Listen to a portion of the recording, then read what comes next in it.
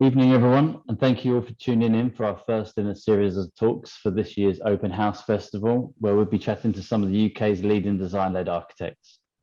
Over the next 3 days, 3 practices will be taking us through a journey of their most recent projects whilst discussing what it takes to create some of London's most exceptionally thoughtful homes. My name is Dean, and I'm joined by my colleague Christopher. Give us a wave, Chris. And together we're the team behind We Design Homes. We recently launched We Design Homes as a new service designed to connect enthusiastic homeowners with some of the best design-led architects from across the UK and Ireland. So if you're looking to refurbish, extend, or even build a new home, please get in touch with us and see how we can help you.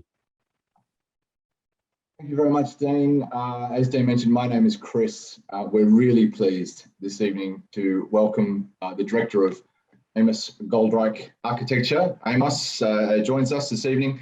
He'll be showing us through some of his practice's latest residential projects, whilst discussing how they look to form a close collaboration with their clients and the people who are going to occupy the homes that they work on, to create buildings and places which have a positive impact on people's lives and are a joy to experience. I've had the pleasure of having a bit of a chat with Amos a couple of months ago and writing a little bit about his practice, so I can assure you that tonight is going to be a really enlightening presentation.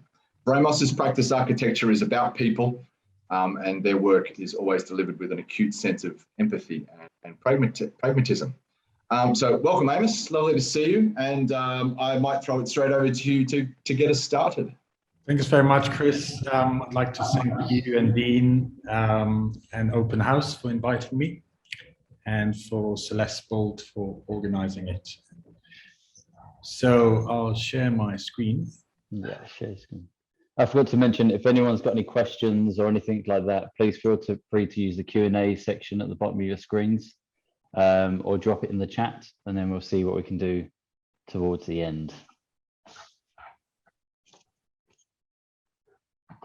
Do you see my screen? We can do, Amos. Thank you. Okay. Just 1 second. Lost my cursor. Oh, okay. So, architecture. It's about people. And this is kind of why we do what we do. So our aim is really to change people's lives in a positive way. And this is with our private clients, so that's kind of a direct user, but also on other projects that we're involved with where we don't necessarily know the end user, but that's always very important to think how they might use it. Who we are. This is currently the team. It's evolving. We had new members joining us recently, so we didn't have time to take new photographs, and the new members are joining in the coming months. Most of our work is in the private residential. So we work on whole houses, new build houses, flats, extensions, and so on. But we're also involved in other projects. This is a project we did a few years ago, which is very dear to us. It's a shelter for victims of domestic violence in Israel. It was quite lengthy. It took about 9 years to realize. We had a lot of challenges, a lot of opposition from the neighbors, but it's open and it saves lives. So I'm going to discuss today and present 6 ingredients for creating a thoughtful home. First is chemistry. You have to have chemistry with your clients.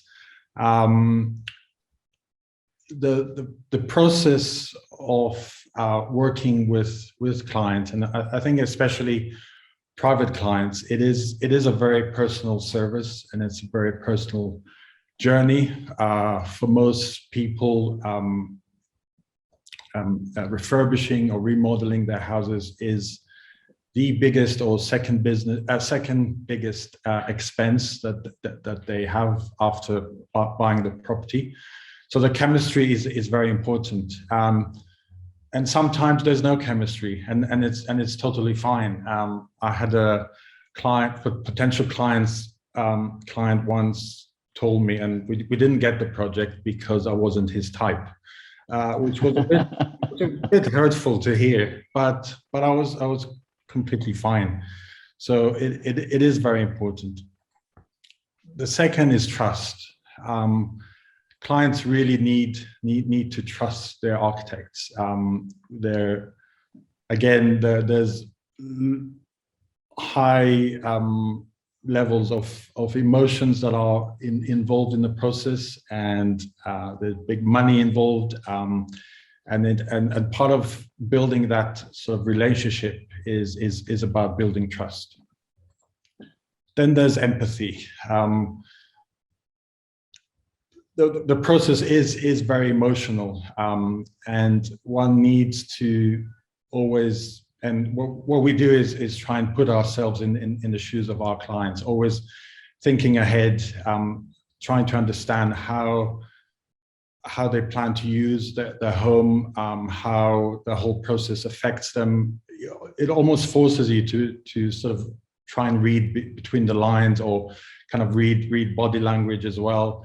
And always be aware of that there might be other factors involved. Collaboration. We see ourselves as facilitators. Ultimately, the homes that we design, they are for our clients. They're not our homes. So the end product really needs to fit with the client's aspiration, their brief. And it is a joint process. So we tell our clients that when they join this journey, that they are really part of our team. We don't ask them to do any drawings, although some do send us sketches, which is great, because then you see that they're really engaged and so on. But we do give them homework, which I'll get to in a second. And then listening. This is a key element. Always listen, and kind of absorb and analyze, and then produce. And finally, it's about architecture. So we go on a journey with our clients. This is a flow chart that I created recently of the whole experience, as a sort of a mind map for myself, but also for the team. So we kind of understand the journey that we go to. The sort of yellow orange bits are where we kind of come in with our AGA sort of experience. But it just shows that there is a whole sort of process from the day one, where someone picks up the phone and asks us to quote for their project, till the very end. We start with a fee proposal, and I see it a bit like speed dating. It's a very important document because it's a way of us to present ourselves to the clients. It's the sort of early stages of establishing kind of trust, empathy, listening to our clients, but it's also an insight for the clients into how we work and how we think, and how if we're suited to work together. So we start with the knowns. These are some site conditions. They're the initial sort of brief after our first call. Then we go through solutions. So we do offer sort of free advice, and this is just so that there is sort of it's sort of building on the sort of level of expectations, and showing how we start to think, and how potentially we see the project developing. Does that provide you with an opportunity to really figure out if there is chemistry there to make sure that you Yes. are on the right wavelength?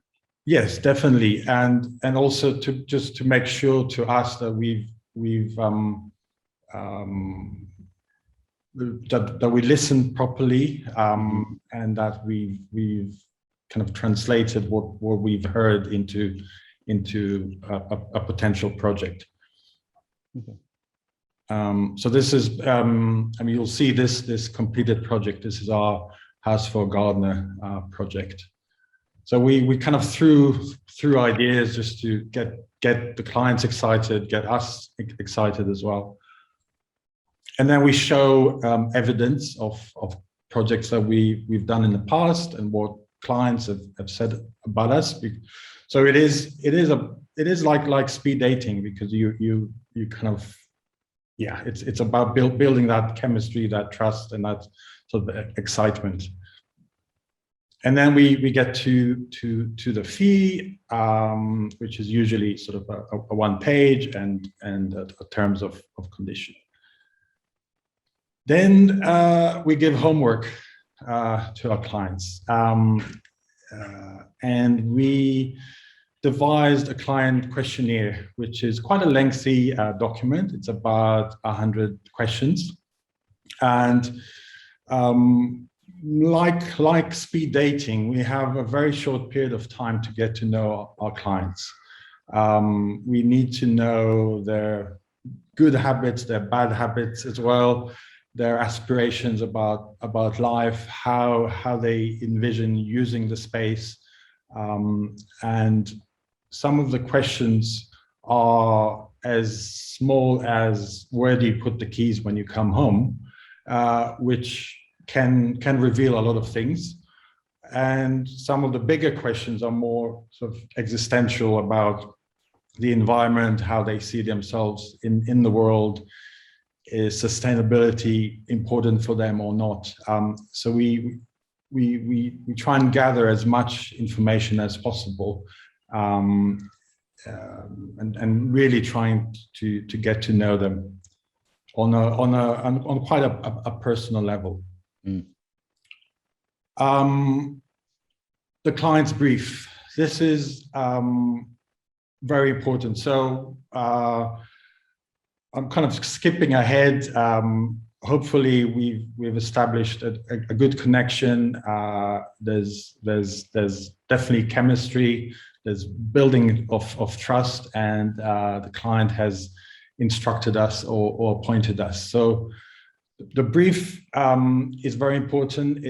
I always tell clients that it's their sort of wish list, and I suggest people to put as much information as they can, and even put down crazy ideas, which might be expensive, it might not be expensive, but at least it's on paper, not in your head.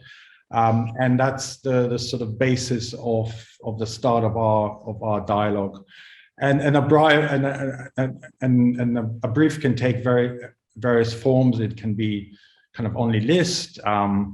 It can be Pinterest boards. It can really be anything. Interestingly, there's various types of clients. Some people come very prepared. They know what architects do, but there's also a lot of clients that this is really the first time they're engaging with an architect.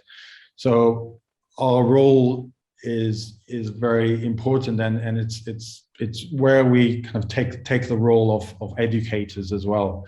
One of our current clients told us that he loves architecture, but he would love to learn more about it. And one of the first things he asked if I could send him a list of books that he should read about the history of architecture and modernism, which is great. It can go one way or the other, can't it? Yeah. It can be a good thing or a bad thing. Yeah. So just to summarize, we're facilitators. We're there to help clients. It can be a very stressful process. but we are there to facilitate in that and take the ease of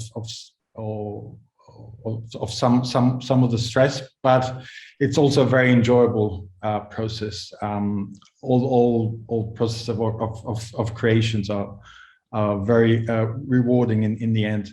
But then we're also educators, and I see it as our duty. So I'd like to now present 3 projects to you, and go through some of those key ingredients.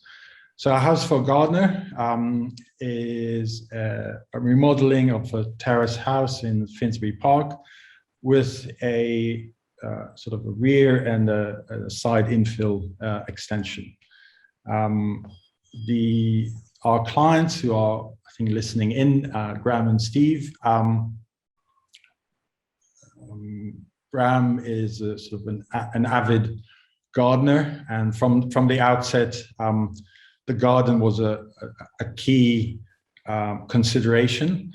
What is interesting about this project is usually you have 2 clients, or it's kind of a couple. Maybe they allow their kids to participate as well. But this is the first time that we had a non-human client. So our third client in this equation were Graham's plants. So the whole sort of scheme evolved around them, and you'll see in a minute. Even during construction, we had to sort of phase different site works because of the plants. Some of them had needed protection during construction. So it was a very, very interesting process. I'm sure it's going to become more common. Yes. In people's habits these days. Well, plants, through this project, we were introduced through the discussions with Graham to the whole topic of biophilic design. So how you design with nature and the benefit that it can bring to our well-being. So things started on site, but then COVID hit, which was a big challenge. Materials weren't that available.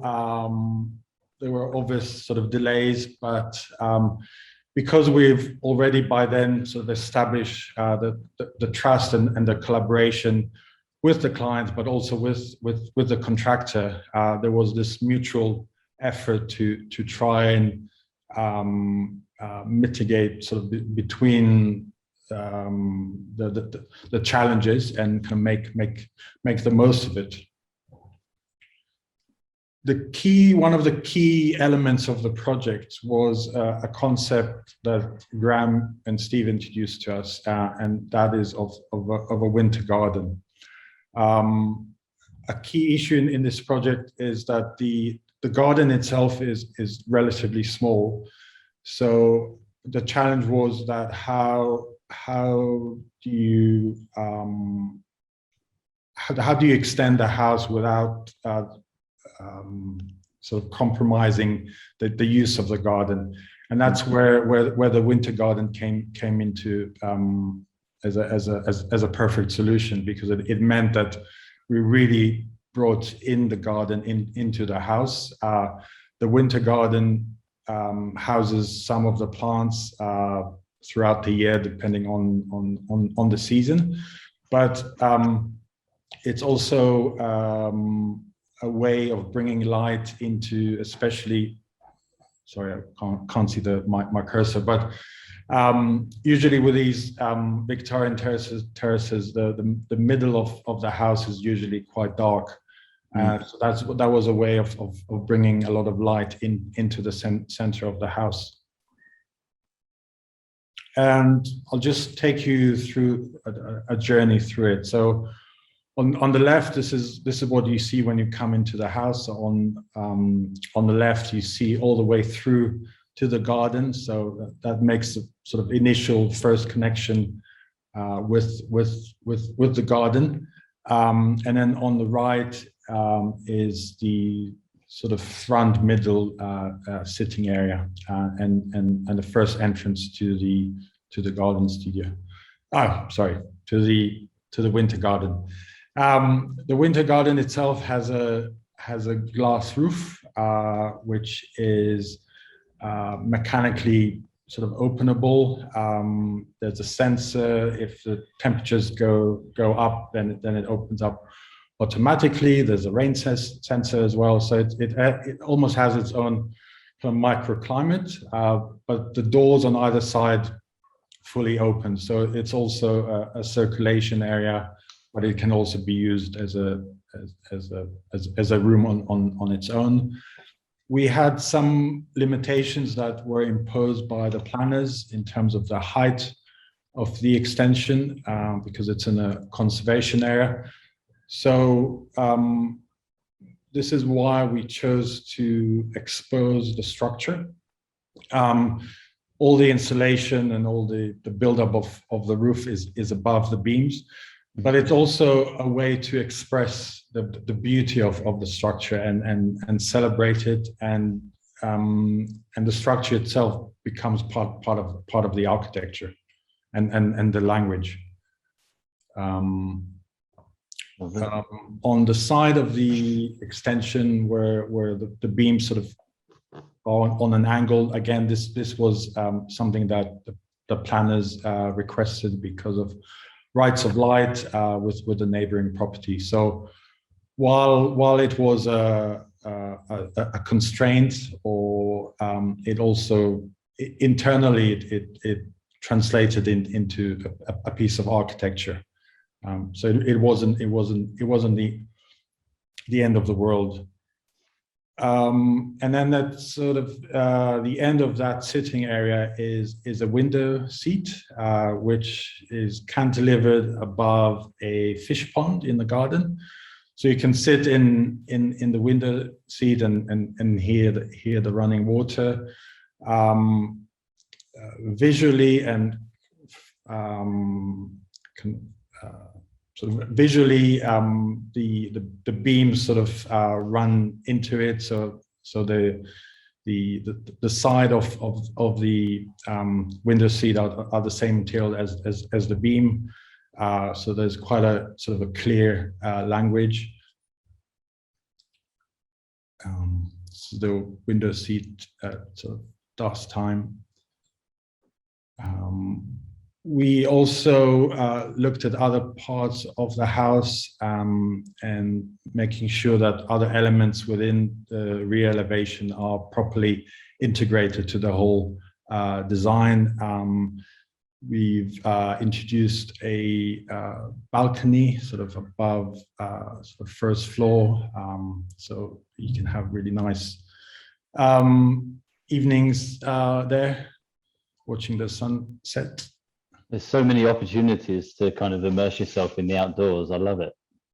Thank you. And this is a quote from Graham and Steve, how they sort of felt that the process went and the journey, and that it really felt like a collaboration. And it was great for us as well. We learned a lot about plants and the importance of them, about our well-being, and then being introduced to the whole concept of biophilic design, which is something I guess we are always attracted to nature, but knowing that there is a proper discipline out there really broaden our horizon. It's very rare to get that opportunity to really bring in biophilic design into a residential project like this, isn't it? Yeah, you don't see it very often.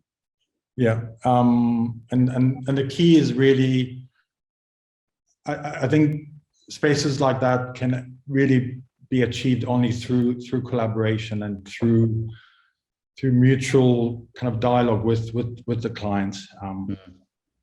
This is it's a bold decision for them as well, isn't it? It's Yeah. not just you coming up with the ideas, it's them accepting those ideas and pushing through with them. Yeah, and they have to live with these ideas. So so you really need to listen And if there is resistance to your ideas, then you need to kind of back off a bit. Alfred Road is a house we completed a few years ago. This is some of the sort of existing views, especially kind of the rear elevation and some photos from the estate agent brochure. It's a terrace house, sort of a lot of split levels in Highbury, not so far from the Emirates Stadium. There were a lot of sort of dark corners, and the house itself wasn't that coherent in terms of its layout. We started on site; things were going very well, but then something changed, and a big challenge was imposed on the whole design team. So the clients, Magda and Alex, received an offer they couldn't refuse, and they were relocated to Chile because of work, which meant that we were almost forced into, well, we weren't forced, we were the trust and collaboration became extremely important. This was meant, well, this is their home that they always wished for. They were determined to continue with the construction and with all the specifications that they've dreamt about and wished for. But they ended up staying in Chile for about 4 years. They're now back in London and enjoying their home. So so they really had to trust us, and we started really collaborating almost on a daily basis. So at first it was quite daunting and quite stressful, but in hindsight it made a lot of sense. So there was a lot of micromanaging, both from our side, but also from their side, because they had to be assured that things are going on site correctly. They had to trust us in terms of choosing materials, and I think we certainly experienced a whole what now seems to be very normal of us speaking through Zoom. About 4 or 5 years ago was quite new, especially for us and also I'm sure for our clients. So we had weekly design reviews on kind of Skype or FaceTime. There were endless of Excel spreadsheets of just monitoring everything. So all the fittings, all the progress, who needs to do what, who needs to decide what and when. So it was a very sort of intense period, but it was well worth it. And we kept on really listening and really putting ourselves in their shoes, especially being so far away. And so in a way, we kind of became, well, we are, I think when clients are appointed, they become kind of agents of the client. But in this instance, it received a whole different kind of meaning. Good rehearsal for the pandemic, though. Yeah. The design itself is quite striking, and I think when people start a design project, people tend to want to add as much floor space as possible, and especially in London. I mean, every square meter is worth quite a lot. And although we did add, so we added a small side infill extension, which is now part of the kitchen, and we also added a loft extension. We also took away a floor space in order to create this double volume, which is above the sort of dining area. The louvers on the side that you see, those are what is left from the old bedroom that used to span the full width, and this is now used as a sort of a study. And these are kind of low-tech louvers that we designed. Was this a difficult conversation with the client to have about taking away floor space? No, actually, that came from them. Okay. In a way, it was. They had some ideas. They really done they took that homework stage really seriously. So they got full points from us. They've done a lot of research. They came with a PowerPoint presentation of images that they like, and very detailed sort of analysis of the existing house, and ideas. So they came very prepared, which is great for us. So it was it was a collaboration, but a process, and we kind of reached this sort of bold decision together. So as you come in, there are two sort of reception areas. So the photograph on the left is the right-hand side reception, which is a kind of TV area.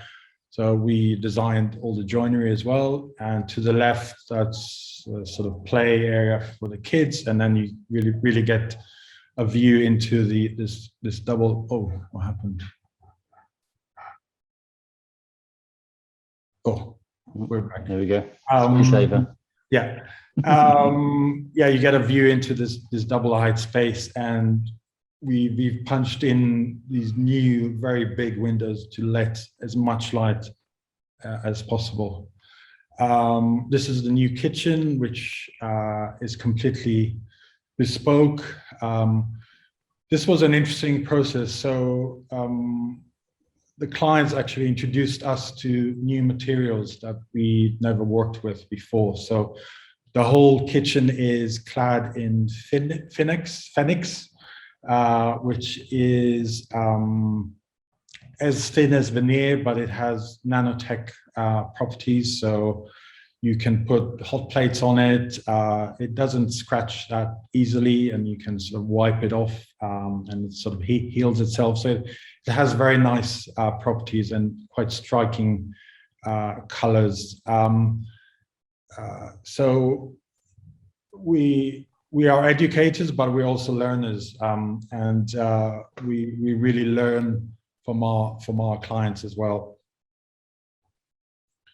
The bathroom, we always like to add sort of touches of kind of funness to them. So, for instance, bathtubs, rather than cladding them in tiles, we put mirrors on them just to make the space feel bigger, and especially if they're used by kids, it's always a fun experience. This is the study / bedroom with our very low tech louvers. We were trying to find existing mechanisms, and in the end just drew something, a quick sketch, and the builder was able to manufacture it and install it. Sometimes it's just the simplest things, no? Yeah. Staircase leading to the loft extension. So this externally is all clad in zinc, very big windows. The back of the bed is actually, there's a chimney breast behind it. So we've carved out, well, we've sort of plastered the hole and put a wall against it, but then carved out niches that are then used for storage or plants and decoration. And I really like this quote from our clients, where they said that we were doing things together, not having things done to us. They've had their sort of experience working with other architects before sort of appointing us, and just sort of seeing this quote or this statement from them means a whole lot to me, and knowing that we've succeeded and we've really changed their life in a positive way. The final project is a framework house. We completed it a few months ago. So these are kind of the first photos of it.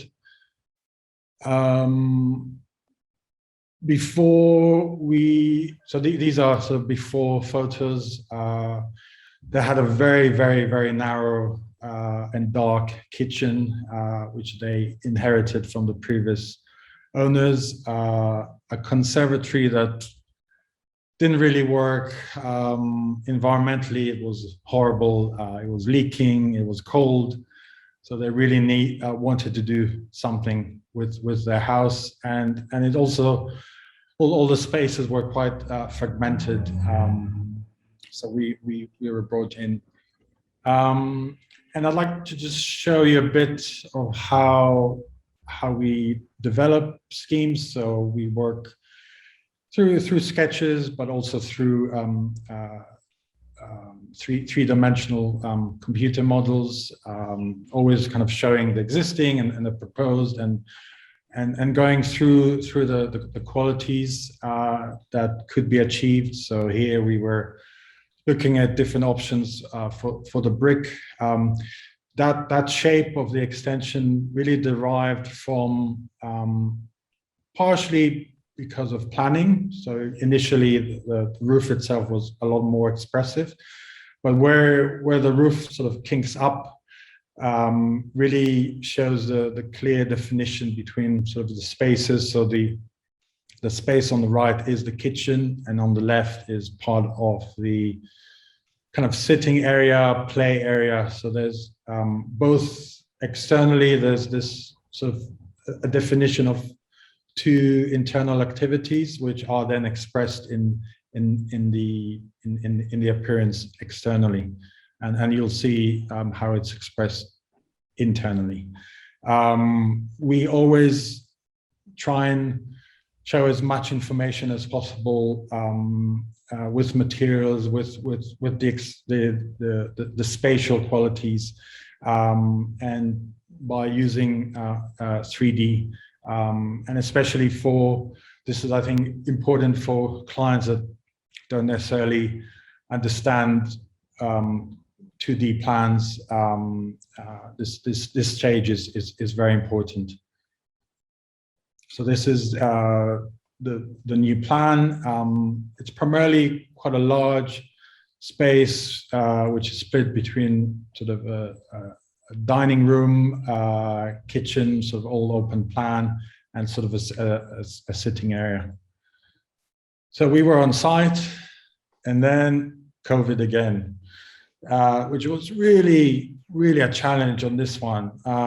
We were just pouring foundations, and then it was that crucial stage where you want to build as much of the external walls as possible in order to watertight the house, because up until that stage you can't do anything kind of internally, because the house is open to the weather, and it was over winter, so it was very wet, but we had no choice, and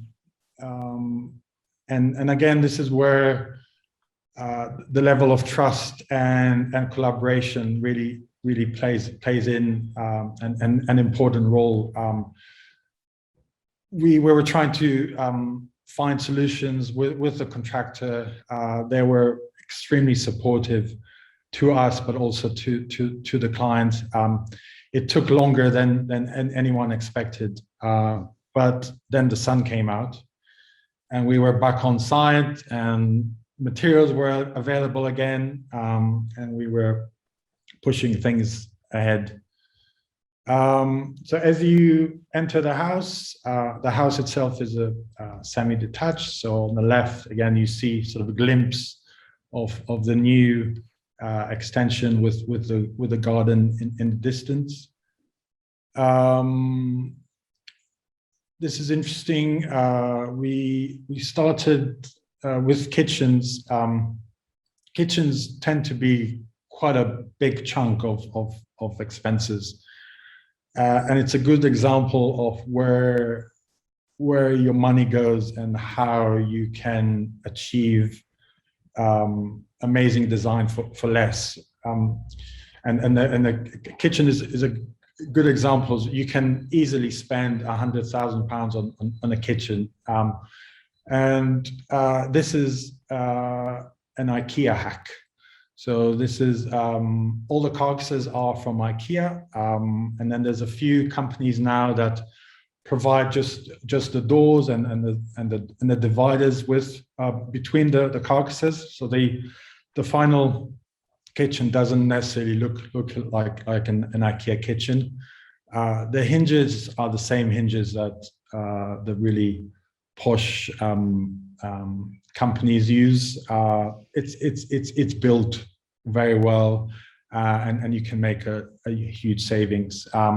So we knew from the outset that the budget was limited. So we were working with the clients and to try and find a solution. And for every problem, there are loads of possibilities and loads of options and huge sort of price range. So you don't need to compromise on quality because you're using a more sort of affordable material or component. So again, and this is the cat who was really our client, and he has a special section in the kitchen dedicated to him. Again, we were expressing the structure and exposing it, and the structure itself. So in this case, the timber columns that hold the beams above become also shelving for the kitchen, but then also as storage. So either concealed storage or open shelves. You can see the opening to the cat flap at the end of the kitchen. So that was very important for, I think his name is Roger, Roger the cat. So this is the window seat and the sort of sitting area, which is now really used by their two children as a sort of a play area. So if they're kind of in the kitchen or in the front reception room, there's always a visual contact with them. That's me in the background on our photo shoot, enjoying the sun and some wine, which is always good. I'm pretty sure I see loads of these photos, Amos, with you, the client, and having a glass of wine. Well, no, that's not our client. So that's, oh, is it not? That's Jemima, our the stylist that we work with. So this is that's the kind of modest extension. And again, the window seat, which is really kind of becoming quite a repeating element in a lot of our design, and a kind of a sort of modern approach to the more traditional bay windows.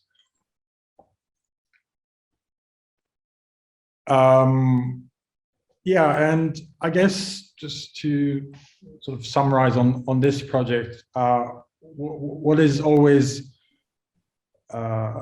key and sort of a stamp of knowing that we've done well is when we exceed the expectations of our clients.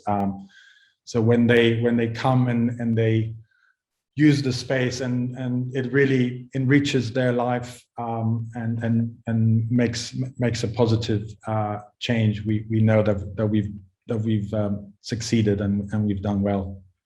So thank you very much. If you'd like to get in touch, these are our details. We're also on Instagram. Thank you. Thank you, Amos. That was fantastic. Christopher's been very quiet, so I'm sure he's got a lot of questions to ask. I'm just going to search for the Q&A section. I do have a few questions. Thank you, Dean. Just while you're having a look at our questions that have come from the floor, I must confess, Amos, I'm quite tickled by the idea of now, should I ever need to go speed dating again, of bringing a PowerPoint presentation. I think that might frighten a few off. Dean and I have been talking to a lot of architects and clients over the sort of last year or so, and the importance of gardens and sort of, biophilic design and what have you.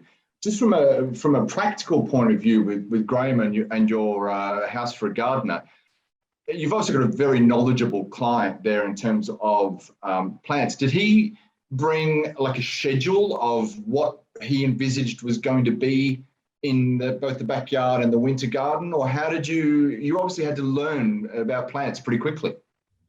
Yes, no, that's a very good question. He knew from the outset which are his other sensitive plants.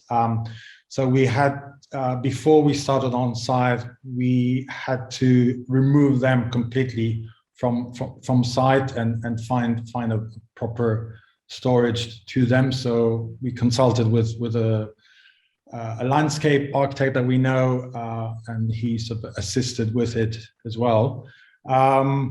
And as we were developing the design, Graham sort of took on himself the role of the landscape designer. So the kind of position of replanting some of the plants in the garden.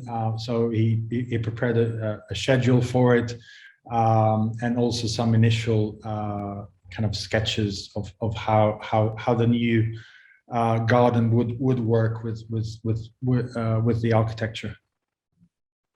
And on your project, where your clients ended up heading to Chile for a number of years, some people may not know that you have a substantial presence on social media, on Instagram. Now, again, you've obviously learned ahead of all of us about the wonders of Zoom calls and what have you.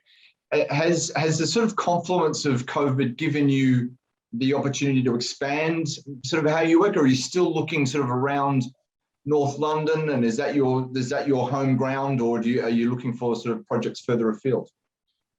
Good question.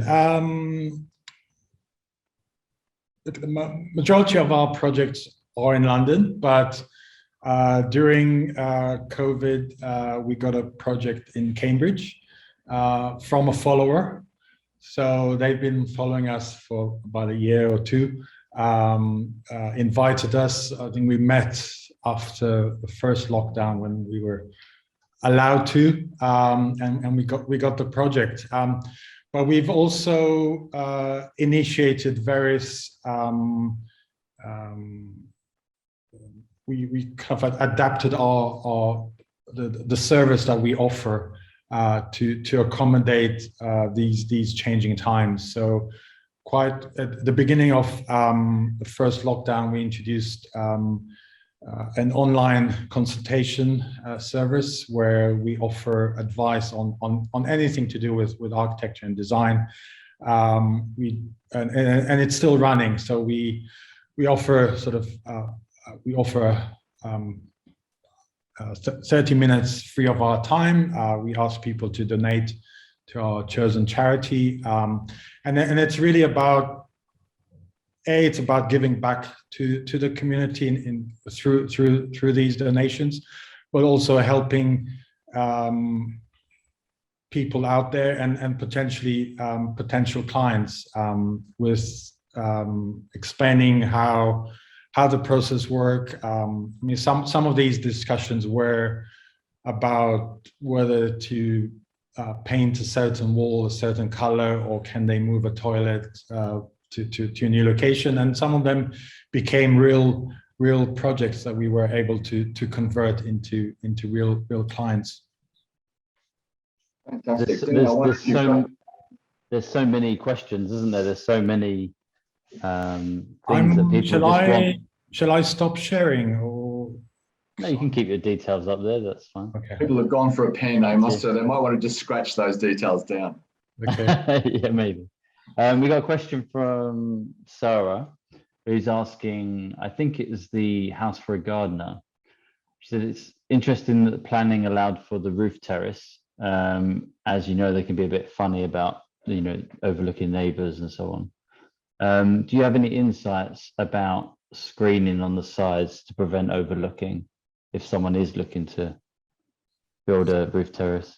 Yeah, on that instance, we were a bit lucky that there was a precedence already in the house, so that roof was already used.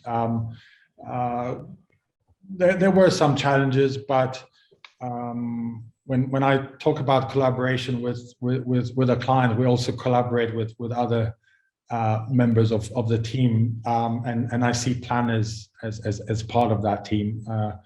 Sometimes there's a lot of there's a lot of struggle always with the planners, but at some point you need to kind of understand where they're coming from, and it is about a collaboration and just finding a solution. In terms of screening, I think a very good example is just putting some sort of trellis or kind of a living wall. Again, it's bringing in plants into our life, but I think they can become a very good sort of separation or kind of screen. So you kind of tackle both issues at the same time. You create privacy to yourself, but also to your neighbors. But then you add some green. Nice. And William has asked, on the last project, the framework house, what are the timber columns made of for the extension? So this is a structural kind of pine wood. So the specific properties of it were specified by the structural engineers. But then we treated it with a sort of a whitewash stain to get this color.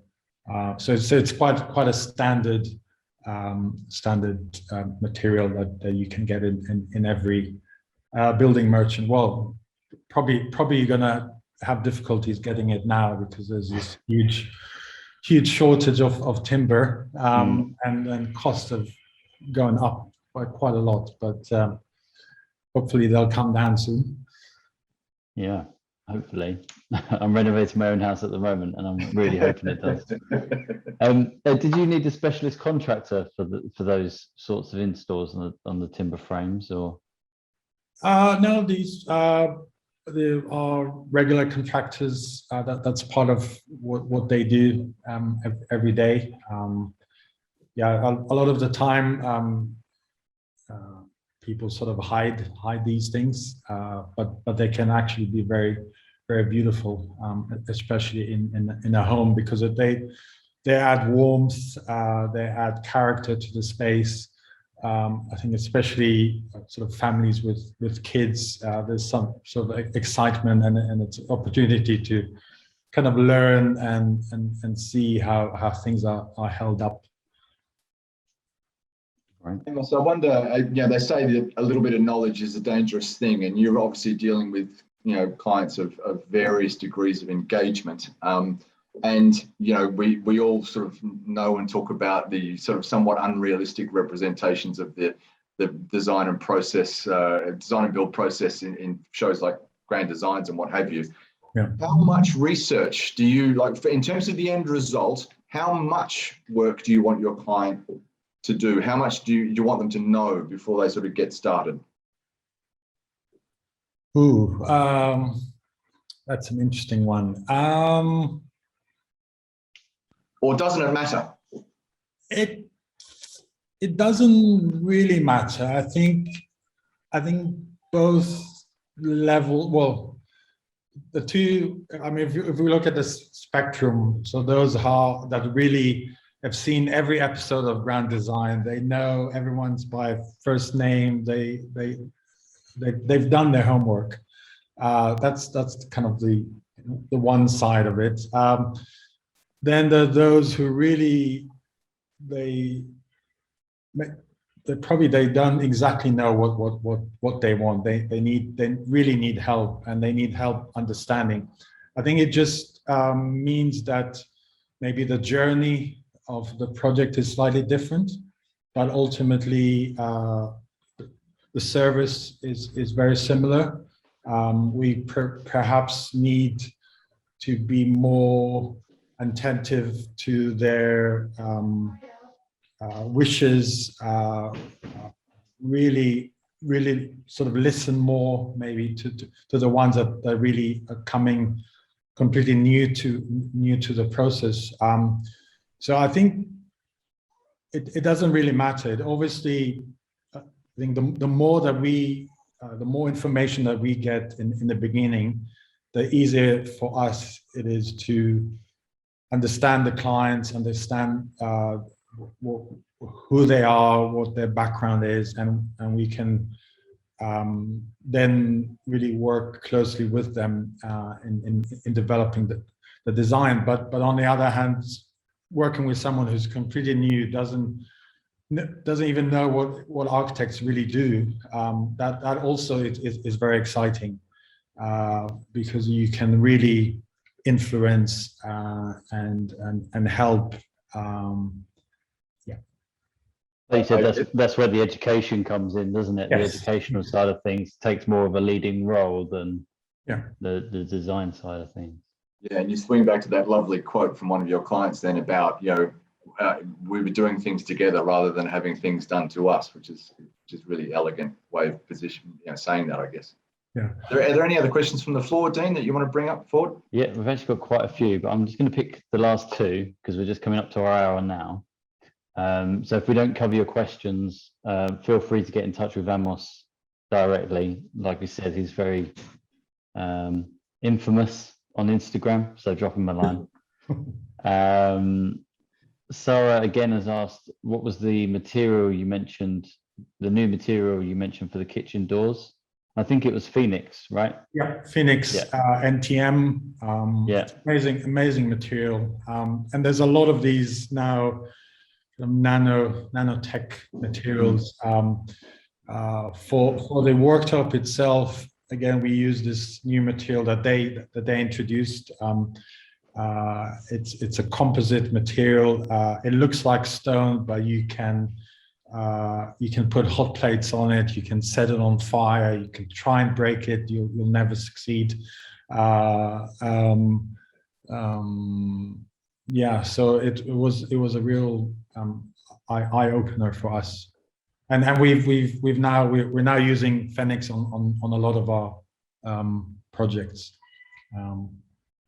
I can also vouch for Phoenix as well. I think it's a great material, aesthetically as well. It's got a great light to it, a great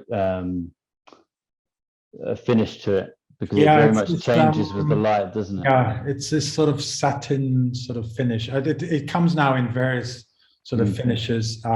We recently discovered another amazing material called Metal FX. So it's again, it's very thin. It's like veneer. It's I don't know how they do it, but it's a sort of a liquid metal. So you can get any metal finish. It's bloody expensive. It's really expensive. But we were fortunate to be able to use it on one project that had the resources. So you apply direct. So you build all your joinery as you would normally do out of MDF. Then you send it all the parts to this company, and they apply this sort of finish, and the results is striking. So Nice. You're going to see lots of gold and silver kitchens coming in. And then the last one from Richard mentioned that he noticed that all of the extensions you presented today had flat roofs. And is this largely driven by aesthetic, engineering, or client preference? I think we know the answer to this one is Both. the P word. Yeah, a lot of it is planning. I mean, there is, I think flat roofs are quite notorious in England, that they leak and so on. I mean, if you design them and build them properly with the right covering and so on, they would last a lifetime. Yeah, planning does drive some of the sort of formal or appearance of these things. A lot of the time is sort of clients. Yeah, so there's a lot of factors. Brilliant. Great. Well, thank you, Amos, so much for the presentation. And thank you for agreeing to talk to us. We really appreciate it. My pleasure. Thank you for inviting me. And thank you for everyone who joined. Yeah, as I said, if anyone's got any other questions, feel free to get in touch with either me or Christopher or Amos directly. He'll be more than happy to answer any questions or queries you have. And thank you all for tuning in. Tomorrow we're meeting with Studio Halit Ike, which is going to be a very interesting one. Huge fans of their work. And on Thursday, we're meeting with Oliver Leach Architects. So if you're not signed up, feel free to pop into our website and sign up. Brilliant. Thank you then. Thank you, guys. Thank you. Thanks, everyone. Take care. Have a good evening. Bye-bye.